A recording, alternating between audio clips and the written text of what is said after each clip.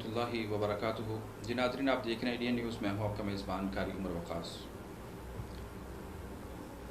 जैसा कि आप जानते हैं कि पाकिस्तान को हमेशा से अंदरून और बैरून चैलेंज का सामना रहा। बैरूनी ताकतों ने हमेशा पाकिस्तान को नाकाम बनाने की हर नाकाम कोशिश की और कुछ अपने भी बेगानों के साथ मिले, लेकिन जिस बुनियाद पर पाकिस्तान मार्ज़ वजूद में आया, ला इलाहा इल्लल्लाह मुहम्मदुर रसूलुल्लाह सल्लल्लाहु अलैहि वसल्लम, तो उस ताकत और क़ुव्वत ने, उसकी बरक़ात ने पाकिस्तान को हमेशा महफूज रखा लोगों के शर से, हसद से, बुग़्ज़ से। लेकिन आज वही दुश्मन अनासिर जो हैं वो अपने मुँह के खा रहे हैं। वही दुश्मन अनासिर आज नेस्तो नाबूद हो रहे हैं। वही लोग आज पाकिस्तान का नहीं बल्कि पूरी दुनिया के अंदर अपने मुल्क, अपनी माइशत, अपने लोगों को नुकसान पहुंचा रहे हैं।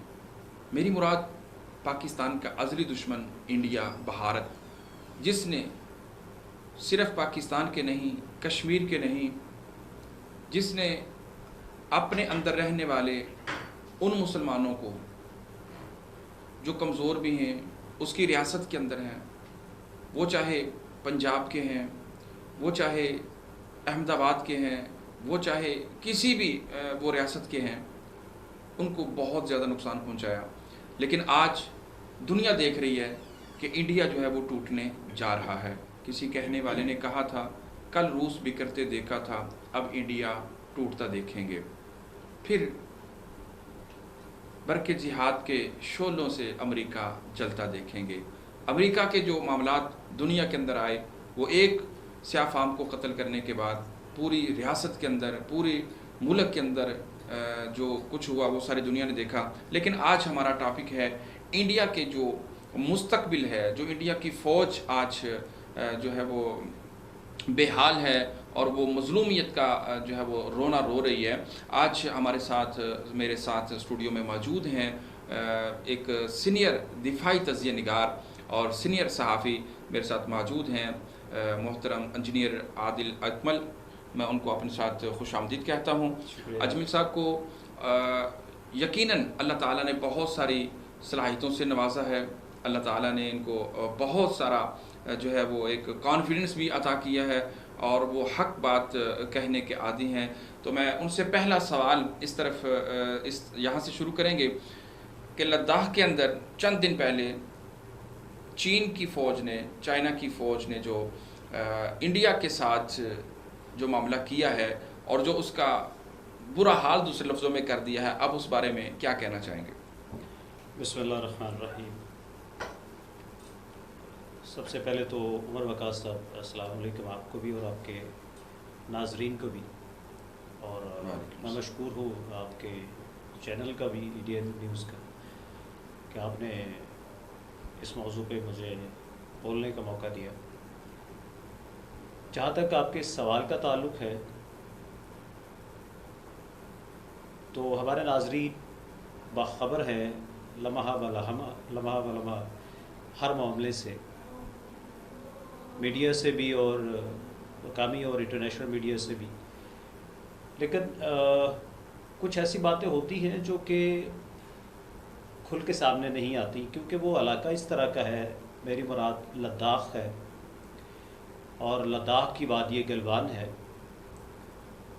तो इंडिया के लिए ये मकाफ़ात अमल भी है कि 5 अगस्त को 80 लाख लोगों को घरों में बंद करना कश्मीर के अंदर,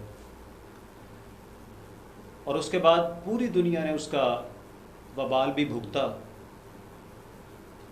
अल्लाह रब्बुल इज़्ज़त की लाठी बड़ी बेआवाज़ है। हाँ, वो मुसलमान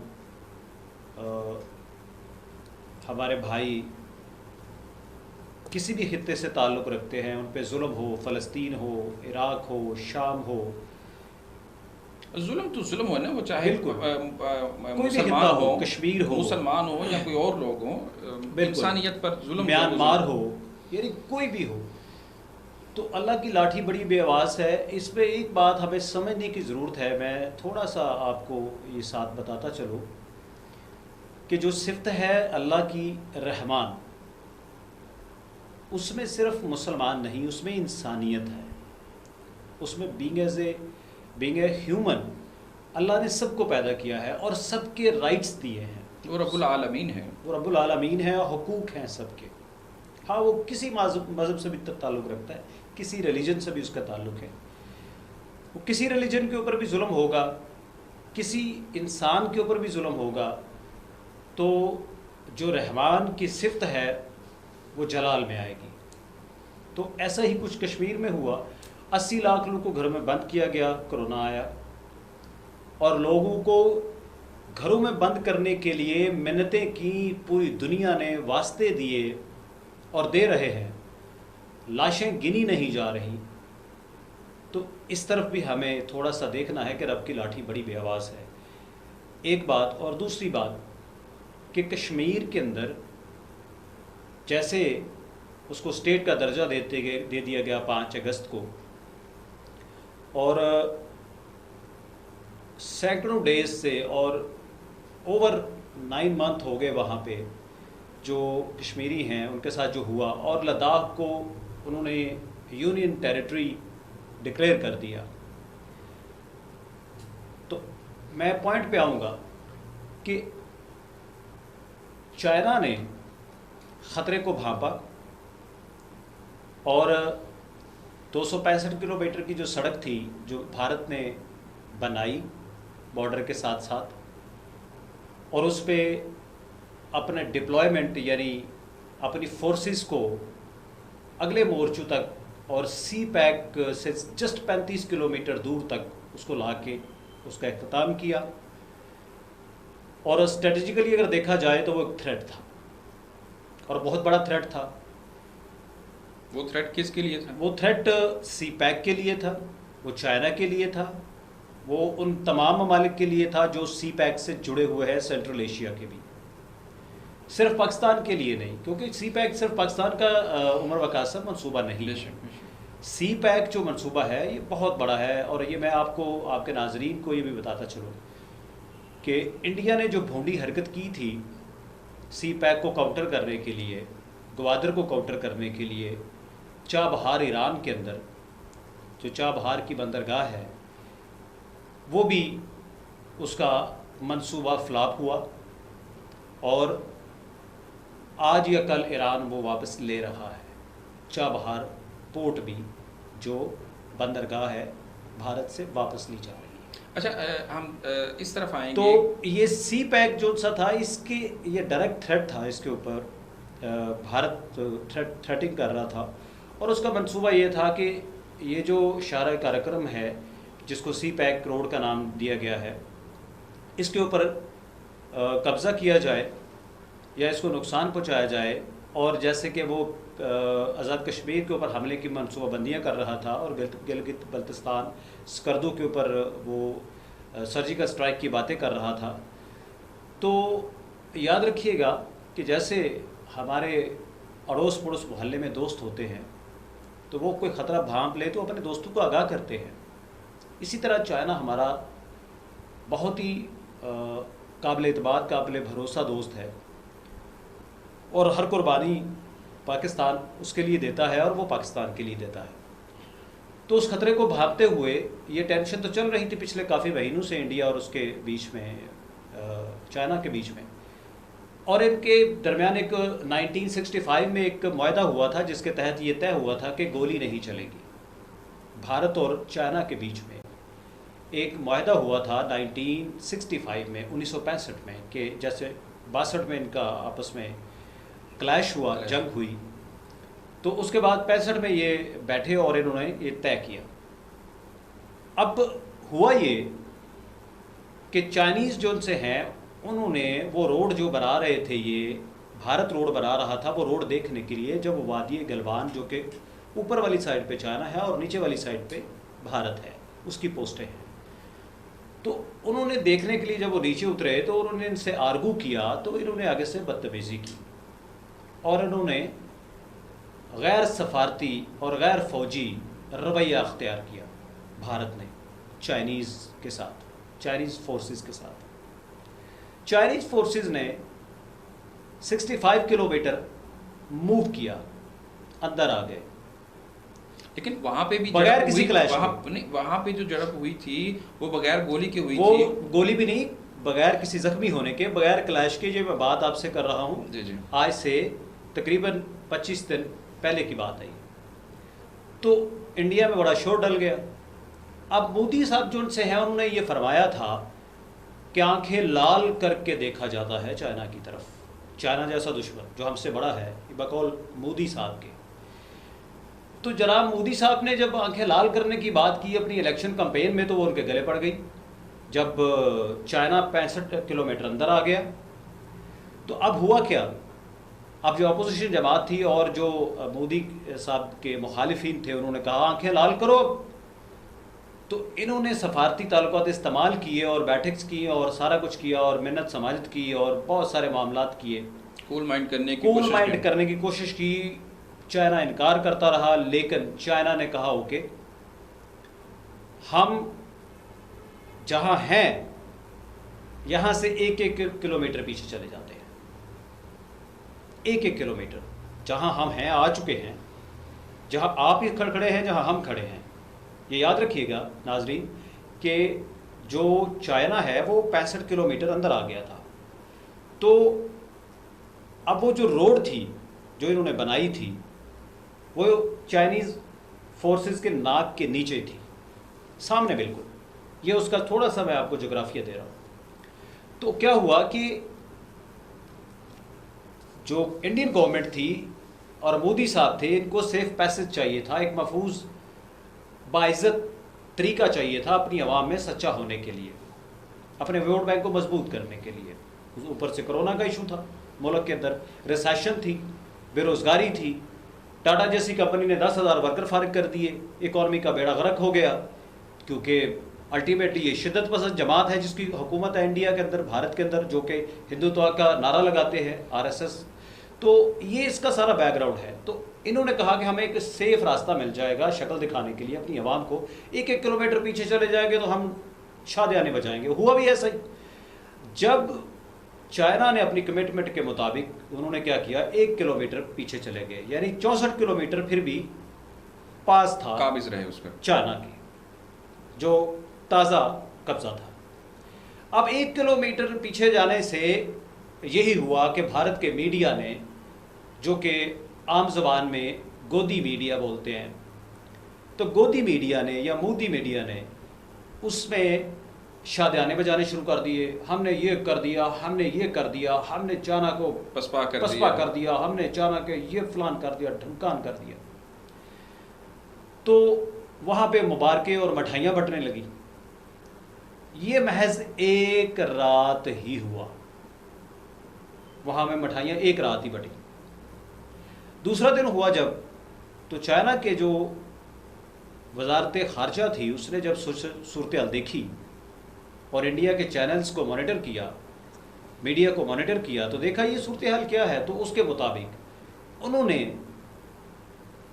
हौसला दिखाया और खामोश रहे। फिर भी उन्होंने बड़ा ज़र्फ दिखाया चाइनीज़ फोर्सेस ने और चाइना की गवर्नमेंट ने। लेकिन आपको पता है कि हिंदू चाणक्य और फिर भारत के अंदर मोदी जैसा हिंदू जो कि पीठ पीछे छुरा घोंपता है, वार करता है। जैसे हम मुहावरा बड़ा मशहूर हमारे बुजुर्गों पुरखों ने बोला हुआ है कि मुंह में राम राम बगल में छुरी। इन्होंने क्या मंसूबा बनाया, इन्होंने जो कर्नल संतोष थे, जो उस सारे वाक़े में सबसे पहला जो शख्स था मारा गया, इन्होंने और अजीत डोवल ने और सलामती का जो बशीर है, इसने मिलकर बैठ के एक रात मीटिंग की और मोदी साहब ने ये ऑर्डर दिया कि 200-300 फौजी लेके तो वहाँ जाओ। एक खैमा लगा के बैठा हुआ है सिर्फ चाइना, वो जो 1 किलोमीटर पीछे गए थे, एक खैमा लगा हुआ था, वो भी मॉनिटर करने के लिए सूरत हाल को कि इंडिया फर्दर क्या डेवलपमेंट करता है, शरारत तो नहीं क्यों करता। तो एक खैमा लगा था, उसमें 14-15 लोग थे, सारे चाइनीज़ फौजी। तो इन्होंने कहा कि अच्छा इंटेलिजेंस रिपोर्ट्स इकट्ठी करो, गैदर की, तो पता चला 14-15 लोग हैं। इन्होंने कहा ठीक है ओके, आप 200-300 बंदा लेके जाओ और जाके उसमें इन्होंने 100 के करीब कमांडोज लिए अटैक करने के लिए 100 के करीब कमांडोज, और उनको लाठियां डंडे दे के भेजा। अब इन्होंने रात को ये काम किया। चाइना बिल्कुल अमन में था, चाइना ने इनकी बात मानी, चाइना पीछे चला गया 1 किलोमीटर, और चाइना ने ये कहा कि हम ज़रा सूरत मॉनिटर करते हैं और हो सकता है हम आपको और हम पीछे चले जाएं, कोई बात नहीं। लेकिन बाकी जो चाइना ने इलाके लिए हुए थे नेपाल तक, वो उस पर कोई बात नहीं हो रही थी, सिर्फ ये गलवान की बात हो रही है।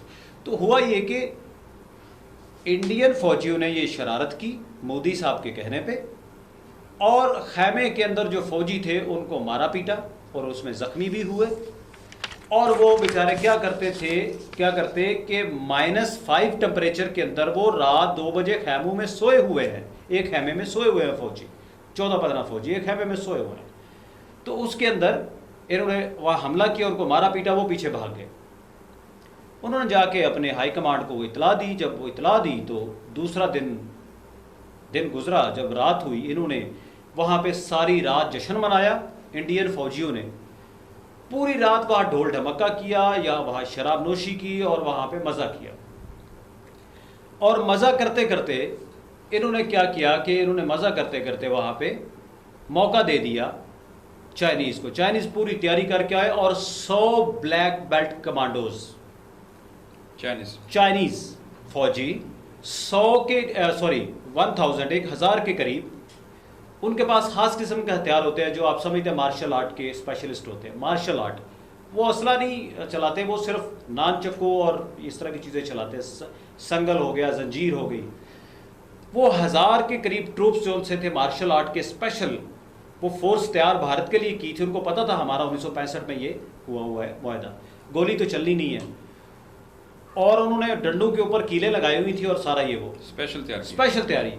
रात के उस जश्न में जब ये नशे में धुत थे तो उन्होंने आके इनको मुकम्मल तौर पे घेरा डाला। घेरा डाल के उन्होंने इनकी वो दरगत बनाई कि इनके फौजी छलांगे लगाने पे मजबूर हो गए गलवान नदी में। अभी तक भी वो ये क्लेम करते हैं, अंदर जो अंडर द टेबल बातें हो रही हैं इंडिया और चाइना के अंदर, कि हमारे फौजी किधर है। चाइना कहता भी हमारे पास नहीं है, ढूंढो, नदी में गिर गए होंगे, पकड़ो उनको। तो ये पकड़ते पकड़ते जो तादाद है, ये पहले 3 इन्होंने बोली इंडिया ने, फिर इन्होंने 20 बोली, अब 47 बोली, अब 47 से 67 बोली, इसको ये बढ़ती जा रही है, यानी उसको पूरा करेंगे। आप अंदाजा करें 300 फौजी था, तो 300 फौजी में जो वापस गए वो गिनती हो गई ना कि बाकी किधर है। तो ये इन्होंने शरारत की। अब चाइना ने क्या किया कि उस रोड जो उनसी इन्होंने बना रखी थी, उस रोड के ऊपर फौज आ गई और बाकायदा आर्टिलरी भी आ गई, तोपखाना भी आ गया, वहाँ पे तैयारे भी आ गए, सब कुछ आ गया। तो अब इंडिया वावेला शुरू कर दिया इंडिया ने, और सच्ची-मुच्ची मार पड़ गई और शरारत की इंडिया ने, और फिर रूस के पास भागा, रूस ने लाल झंडी दिखाई और ट्रंप के पास भागा, और फिर जो माइक पॉम्पियो है उसने इंटरवीन किया, चाइना को कहा, चाइना खामोश रहा, चाइना ने ना मानी और चाइना को धमकियां देना शुरू की अमेरिका ने। तो अब बाइकाट वहाँ पे शुरू हुआ। अब इससे आगे भी बहुत कुछ खतरनाक होने जा रहा है, ये भी मैं आपको ब्रेकिंग न्यूज़ दे रहा हूँ। चाइना और भारत के बीच में मामला टेंस है अभी भी, और बहुत खतरनाक होने वाला है जो आगे आने वाले दिन है। 1-2 दिन ही है, ज़्यादा नहीं है। यानी वो मुआहदा जो इनका है कि गोली फायर नहीं होगा, क्या वो मुआहदा ख़त्म हो जाएगा या वो मुआहदे की खिलाफ वर्जी होगी? आप क्या देख रहे हैं? मैं देखता हूँ कि वो अगर खिलाफ वर्जी हुई भी तो वो भारत की तरफ से होगी। चाइना अपने कमिटमेंट में पूरा रहेगा। चाइना अब जो भी करेगा अपने दिफा में करेगा। बिल्कुल, चाइना जो भी कर रहा है वो क्योंकि ये जो हिंदू चाणक्य है, ये इसकी सोच है इसकी, क्योंकि ये एग्रेशन में जो सा है वो आके तो कुछ भी कर जाता है। तो इसको एग्रेशन दिलाने के लिए अब ब्रेक ये मुआहदा करेगा इंडिया, चाइना नहीं ब्रेक करेगा। लेकिन अगर चाइना ब्रेक करता है तो फिर चाइना बहुत बड़ी इकॉनमी है और फ्यूचर का सुपर पावर है चाइना। तो चाइना को पता है कि उसके सर्कमस्टांसेस क्या होंगे। चाइना एक समझदार मुल्क है। आप क्या समझते हैं कि जो अब तक उसके फौजी जिसको कल तक जो है वो मोदी और दीगर उसकी कैबिनेट मानने के लिए तैयार नहीं थी, उसको डिक्लेयर नहीं कर रही थी, अब जब उसने डिक्लेयर कर दिया कि इतने हमारे जो है ना वो मर चुके हैं, वो जो है ना वो दुनिया से ख़त्म हो चुके हैं, तो वो क्या उसके मुतबादिल ये जो आप ब्रेकिंग न्यूज़ हमें दे रहे हैं, क्या उसके मुतबादिल उनके दिफा में या उनके हकूक़ के लिए जो है वो चाइना को जवाब देगा? देखें, अभी तो जो भारत है इस वक्त शरारत फिर कर रहा है। ये मैं आपको उस ब्रेकिंग न्यूज़ का एक पहलू बता दूं कि वहाँ पे जो एयर डिफेंस लाइन है बॉर्डर के ऊपर, एयर डिफेंस लाइन जो दिफा को समझते हैं लोग, वो जानते होंगे इस लैंग्वेज को। आवाम के लिए मैं सादा लफ्ज़ों में बोलता हूँ कि जो फ़ज़ाई पट्टी होती है उसके ऊपर गश्त पेट्रोल होता है, फ़ज़ाई पेट्रोलिंग। जैसे रोड के ऊपर पेट्रोलिंग करते हैं, गाड़ियाँ पेट्रोल करती हैं, पैदल मार्च करते हैं, तो इस तरह फ़ज़ाई पेट्रोलिंग भी होती है, त्यारे मूव करते हैं। तो भारत ने अंडरमाइन करने के लिए, चाइना को गुस्सा दिलाने के लिए कह लें, वहाँ पे फ़िज़ाई पेट्रोलिंग का आगाज़ किया है। वहाँ पे फ़िज़ाई पेट्रोलिंग करने का मकसद ये है कि वहाँ से सैटेलाइट तस्वीरें ली जाएँ, लाइव तस्वीरें ली जाएँ कि चाइना की नकलो हरकत को मॉनिटर किया जाए, और ये सारा कुछ। और हिमाचल को उतरने वाले नदी नाले जो उनसे हैं उनके ऊपर चाइना बैठ गया है, और इंशाल्लाह ये हमारा पानी बंद करना चाहता था, पाकिस्तान का पानी बंद करना चाहता था, इंडिया इसका अपना पानी बंद हो गया। और हुक्का भी बंद होने वाला है। पानी तो बंद हो गया, पानी और हुक्का दोनों जो है ना वो बंद होने वाले हैं। अच्छा, मैं आखिरी सवाल जो है वो टाइम की मुनासबत से उसकी तरफ आऊँगा कि जो इंडिया है वो चूँकि चाइना के साथ भी वहाँ पे जो है वो अंगेज हो गया, और उसके बाद कश्मीर के अंदर उसने जो है वो कश्मीरियों के साथ जो है ना वो पंगा लिया हुआ है, और उनके ऊपर जुल्मों पर बरियत जो है उसका जारी सारी है। उसके साथ इंडिया से, बल्कि अब तो पूरी दुनिया में तहरीक जो है खालिस्तान की, वो जो है वो बहुत मजबूत, बल्कि इतनी मजबूत होती जा रही है कि उसने 2020 को रेफरेंडम जो है ना वो करार दिया है। जी बिल्कुल। तो आप इस हवाले से जो है ना वो क्या कहना चाहें? क्या इतने महाज पे जो है वो इंडिया जो है वो अपने आप को इस काबिल बना सकता है कि वो सबको पूरा कर सके?